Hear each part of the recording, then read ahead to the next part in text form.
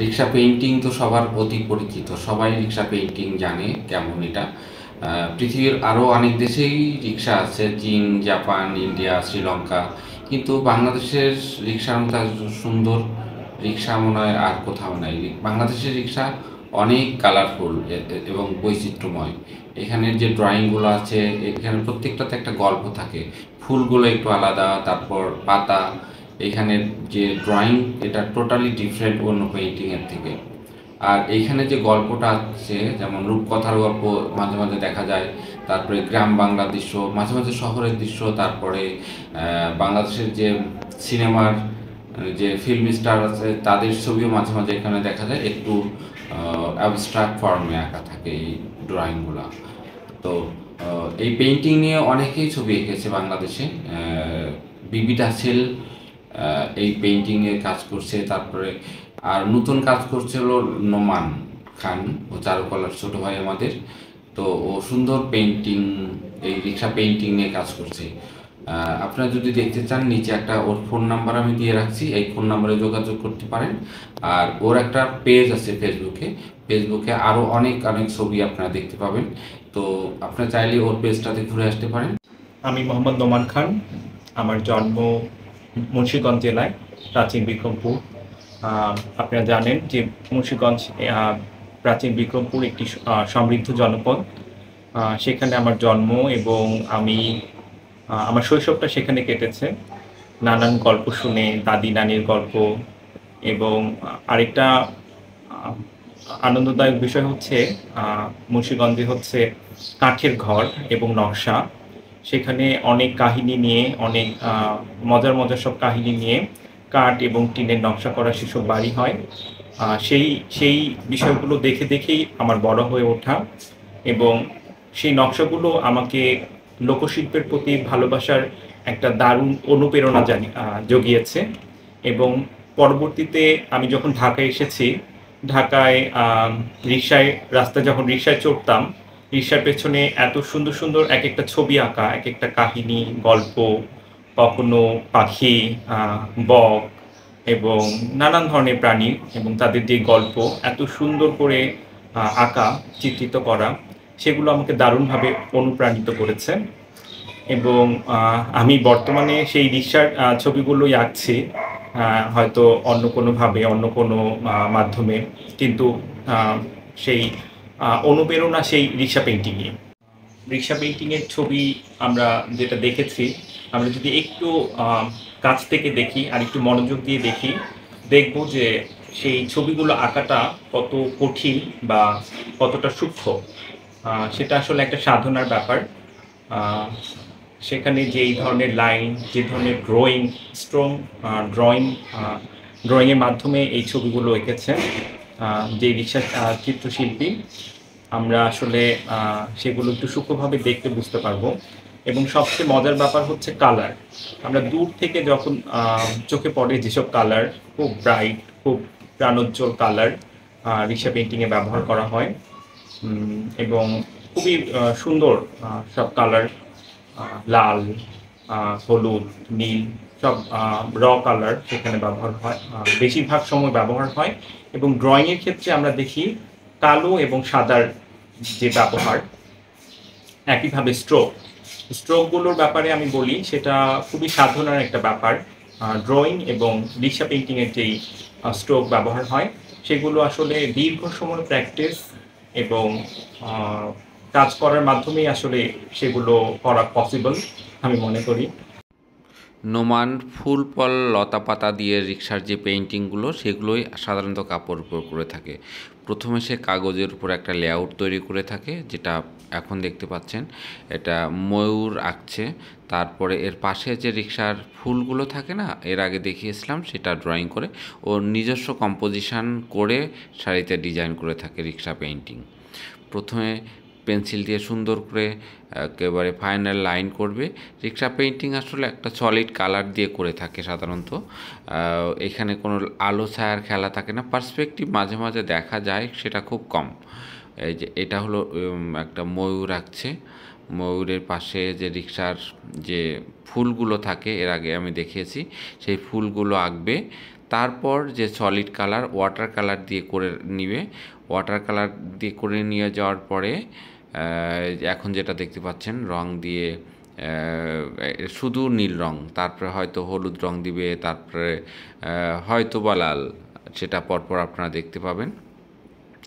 এরকম করে সে লেআউট তৈরি করবে। তারপর স্ক্রিন প্রিন্টের, এর আগে আমি দেখেছিলাম স্ক্রিন প্রিন্টের যে প্রসেস সেটা ও করবে। তারপর শাড়িতে পাড় হতে পারে, কখনো আঁচল হতে পারে, ও তার নিজস্ব কম্পোজিশনে রিক্সা পেইন্টিংটা শাড়ির উপরে তুলে ধরবে। কখনো কখনো সরাসরি যেরকম আমি করে থাকি রেনুবালা শাড়িতে এরকমও করে, কিন্তু আজ ও করছে যেটা সেটা হলো স্ক্রিন প্রিন্টে করবে। স্ক্রিন প্রিন্ট করার আগের যে সিস্টেমগুলো আছে সেটা করছে।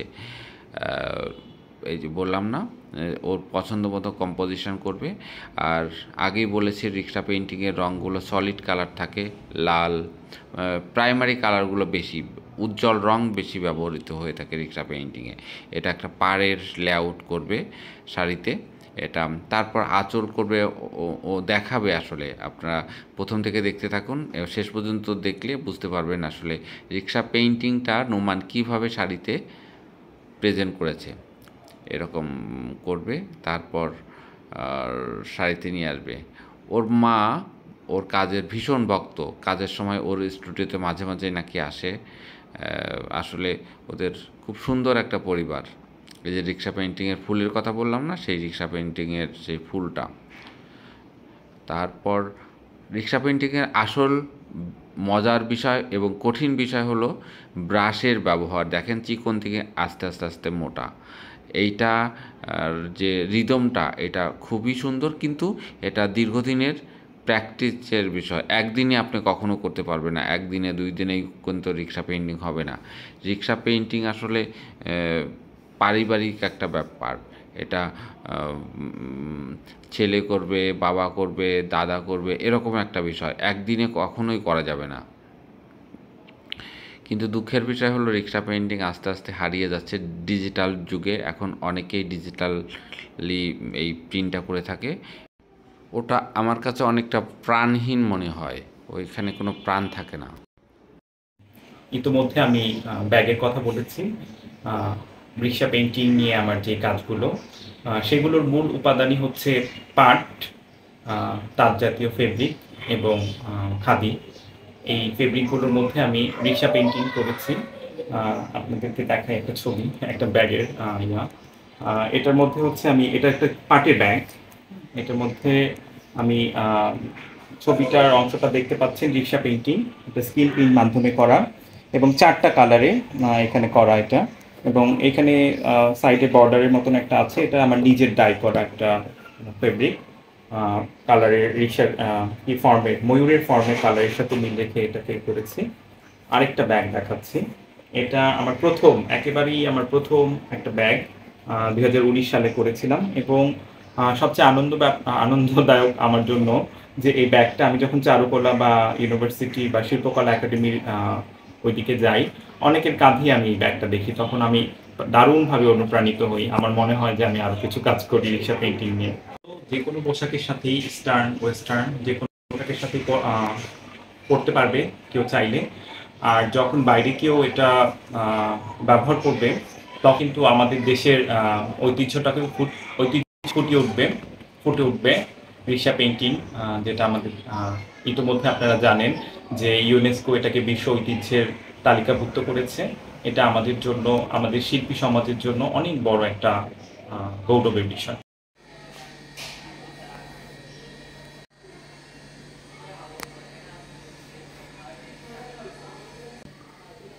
সেলাইয়ের প্রতি আমার দারুণ একটা আগ্রহ আছে, বিশেষ করে অ্যাপ্লিক। আমি আমার ব্যাগগুলোর মধ্যে অ্যাপ্লিক এবং হাতে সেলাই করে বিভিন্ন রকমের নকশা করে ব্যাগ, শাড়ি, এই জিনিসগুলো করে থাকি। এবং আমি কিছু মানুষকে শিখিয়েছি যারা এই কাজগুলো এখন করছে, নিয়মিতই করছে সেই কাজগুলো, এবং খুব সহজেই তারা সেই কাজগুলো ধরতে পেরেছে। বিশেষ করে মেয়েরা এই কাজগুলো করে অবসর সময়ে। প্রত্যেকটা সেলাইয়ের এক একটি নাম আছে। এখন যে সেলাইটি করছি এটার নাম হচ্ছে বোতাম ঘর সেলাই। এটা খুবই সহজ একটা সেলাই। আপনারাও চাইলে এই ভিডিওর মাধ্যমে শিখে যেতে পারবেন। এটা খুবই সুন্দর এবং খুবই সহজ একটি সেলাই। সূর্যমুখী ফুলের নকশা এই ব্যাগটা করা। অ্যাপ্লিকেরও কিছু কাজ আছে এই ব্যাগের মধ্যে। ছোট ছোট কাপড় কেটে কেটে এই এবং দেখছেন কাঁচের কিছু পুঁতি এখানে ব্যবহার করা হয়েছে। আর এই কাপড়গুলো হচ্ছে তাঁতের কাপড়, সেটার মধ্যে করা। সেলাইয়ের অনেকগুলো নাম আছে, অনেক ধরনের সেলাই আছে। ইতিমধ্যে আমি বোতাম ঘর সেলাই দেখিয়েছি। সেটার পাশাপাশি আমি কাঁথা ফোর, খুবই সহজ এবং খুবই কমন একটি ফোর, সেটা দিয়ে এই কাজটা করছি। আর এই ফেব্রিকটা হচ্ছে টাইডাই আমার নিজের করা। সেটার মধ্যে আমি স্টিচে যে কাজটা করছি, এটাকে কেটে হয়তো একটা ব্যাগ অথবা একটা শাড়ির মধ্যে বসাবো, এখনও ডিসাইড করি নাই, কাজটা করে রাখছি। এখন যে কাজটি করছি এটা খুবই ইন্টারেস্টিং একটি কাজ। ইতিমধ্যে আপনারা সেলাই দেখেছেন বিভিন্ন রকমের। এটা একটা অ্যাপ্লিক, ছোট্ট সাইজের 6 ইঞ্চি সাইজের একটি অ্যাপ্লিক, এবং কিছু হাতির সেলাই আছে, আপনাদের পরিচিত সেলাইগুলো, সেটা দিয়ে এই কাজটা করেছি। এবং চারুদিকে যেই বুননো যেই কাজটি দেখছেন, এটি তালপাতার ফাইবার, তাল গাছের যে আঁশ, সেই গাছের আঁশ দিয়ে আমি এই সাইডটা বুনন করেছি। এটা একটি রাউন্ড ব্যাগ হবে, ব্যাগের উপর এটা সেট হবে, এবং খুবই সুন্দর একটি জিনিস, খুবই ছোট এবং খুবই নিখুঁত। আমি তো অনেকগুলো মাধ্যম নিয়ে কাজ করি, আপনারা জানতে পেরেছেন। যে মাধ্যমই হোক, অ্যাপ্লিক হোক, সেলাই হোক, স্ক্রিন প্রিন্ট হোক, বা যে কোনো মাধ্যমই হোক, মেটাল ওয়ার্ক হোক, কিন্তু সেটার বিষয়বস্তু সবসময় থাকে বাংলাদেশের ঐতিহ্য, আমাদের দেশের রিসা পেইন্টিংয়ের মোটিভ, বাংলাদেশের ফোক আর্ট, বাংলাদেশের ঐতিহ্যবাহী যে নকশা, রং, সেগুলোই বারবার বেশি প্রাধান্য পায়। আমাদের একটা ব্যাগ দেখাবো, এটা বটুয়া ব্যাগ হিসেবে পরিচিত। এখানে অ্যাপ্লিকের ছোট ছোট অনেকগুলো কাজ আছে। এই বাম পাশে দেখতে পাচ্ছেন রিক্সা পেইন্টিংয়ের যেই পদ্ম ফুলের যে ফর্ম, সেটা আমি অ্যাপ্লিকে করেছি। মাঝখানে দেখতে পাচ্ছেন প্যাঁচার মুখোশের আদলে একটা নকশা, সাইডে ফুলের একটা নকশা, এটা পেছনেও চারপাশেই এটা নকশা আছে। এখানে এই যে রিক্সা পেইন্টিংয়ের ময়ূরের ফর্ম, এটা অ্যাপ্লিকে করেছি। এটা ছিল আসলে আমার একাডেমিক কাজ, আমার ক্লাস ওয়ার্ক। পরবর্তীতে এটা আমি অনেকবার এটার প্রোডাকশন করেছি। এটা হচ্ছে এভাবে এটাকে অফ করতে হয় এবং এগুলো ঝুলে থাকে, চাইলে গিটও দেওয়া যায়। এটার হ্যান্ডেল হচ্ছে এরকম, খুবই সুন্দর, খুবই ফেব্রিকের, প্রিন্টেড ফেব্রিক, ছিট কাপড়ের অ্যাপ্লিকে করা। এটা কালারগুলো ওই সময়ে স্টুডেন্ট থাকা অবস্থায় করেছিলাম। কিছু কাপড় আছে যেগুলো টাই করা, আমার হাতেই টাই করা। এখানে কাঁথা সেলাই এবং বোতাম ঘর সেলাইয়ের বেশি ব্যবহার আছে। সাইডে কড়ি, কাঠের বিটস, এগুলো ইউজ করেছি। ভেতরে ইনসাইডেও ব্যাগটার মধ্যে জিপার আছে, ছোট পকেট আছে, এরকম করে এটা করা।